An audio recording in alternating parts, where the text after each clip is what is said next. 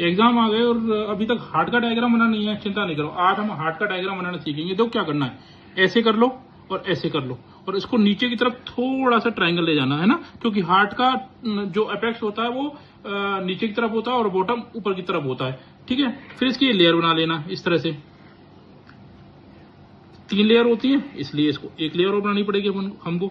ठीक है, बीच में से ऐसे लाइन बना लेना, ऐसे बना लेना, इसके 4 चेपर बना लेना। तो अब ये आपका राइट एट्रियम हो गया, ये लेफ्ट एट्रियम हो गया, ये राइट वेंट्रिकल हो गया और ये लेफ्ट वेंट्रिकल हो गया। अब इसकी हम लेयर समझ लेते हैं, है ना। तो सबसे अंदर की एंडो लास्ट, तो ये इसको आप एंडोकार्डियम कह दो, एंडोकार्डियम। ठीक है, ये बीच की है मिडिल, तो इसको मायोकार्डियम कह दो।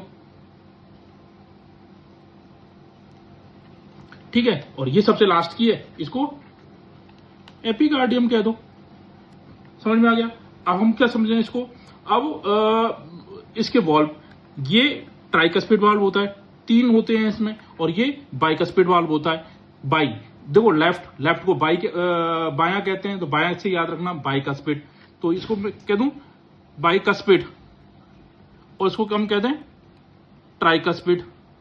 ठीक है, अब होता क्या है कि ब्लड जब हमारे बॉडी में होता है तो वो 2 वेना केवा होती हैं, एक तो इंफीरियर वेना केवा और एक होती है superior vena cava. Superior vena cava और ये इंफीरियर वेना केवा। ठीक है, अब सुपीरियर वेना केवा हमारे ऊपर के बॉडी के पार्ट से और इंफीरियर वेना केवा हमारी बिलो बॉडी के पार्ट से ब्लड को लेके आती है, वो राइट एट्रियम डालती है। राइट एट्रियम का जो ब्लड है वो राइट वेंट्रिकल में जाएगा ट्राइकस्पिड वॉल से, और यहां से निकलेगी हमारी पल्मोनरी आर्टरी। क्या निकलेगी? Pulmonary artery. और ये पल्मोनरी आर्टरी, देखो याद रखना, पल्मोनरी आर्टरी में ये इम्प्योर ब्लड है, लेकिन पूरी बॉडी में आर्टरी में जो होता है वो प्योर ब्लड होता है, लेकिन यहाँ पर इम्प्योर ब्लड होता है। अब ये 2 हिस्सों में बढ़ जाएगी, 2 टुकड़ों में बढ़ जाएगी, और ये आगे जाके कहां चली जाएगी? ये चली जाएगी लंग्स में। आपको पता है हमारी बॉडी में कितने लंग्स होते हैं?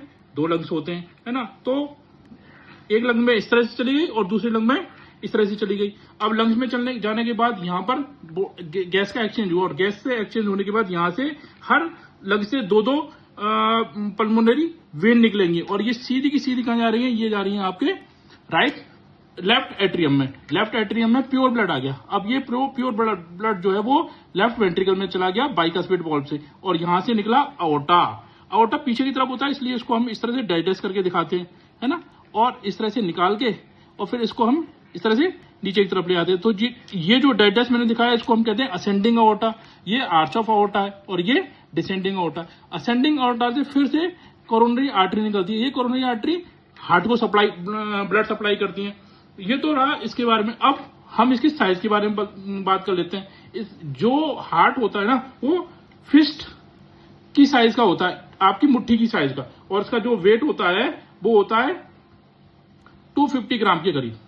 अच्छा, अब इसकी विड्थ की बात करूं, जो इस तरह की विड्थ है इसकी, ये 9 सेंटीमीटर की होती है। अगर हम इसके इस तरह से लॉन्ग की बात करें तो ये अराउंड होती है 12 सेंटीमीटर की। और मैं अगर इसकी थिकनेस की बात करूं, तो ये होती है 6 सेंटीमीटर की। तो ये थोड़ा सा हुआ आपके हार्ट के बारे में। इस तरह का डायग्राम बना के आ जाना जब आपका एग्जाम आए।